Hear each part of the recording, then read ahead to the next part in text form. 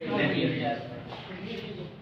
अपने ख्यालात का इजहार फरमाया, अपने तजर्बात भी हम लोगों में बांट रहे थे।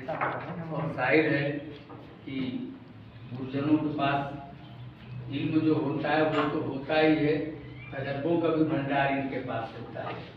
तो अपने तजर्बों से हम लोगों को ये नवाज रहे थे और हमारी इस बज़्म ने इनको इक़बाल मशहर अवार्ड से नवाजा।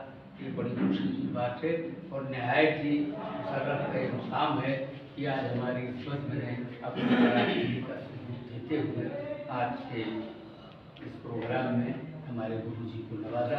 आगे हजरा शेरी माहौल में चलते हैं।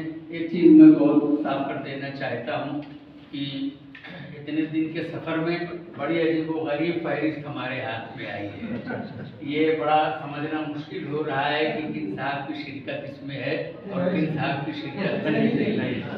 तो अगर किसी साहब का नाम इस फहरिस्त की वजह से मेरे तारुफ में अगर छूट जाता है तो पेशगी के ऊपर मैं जमानत करा ले रहा हूँ, आप उसे माफ़ फरमा दीजिएगा और मैं फिर इंशाअल्लाह अपने लफ्ज़ों में उस शख्सियत को माइक पर आने की दावत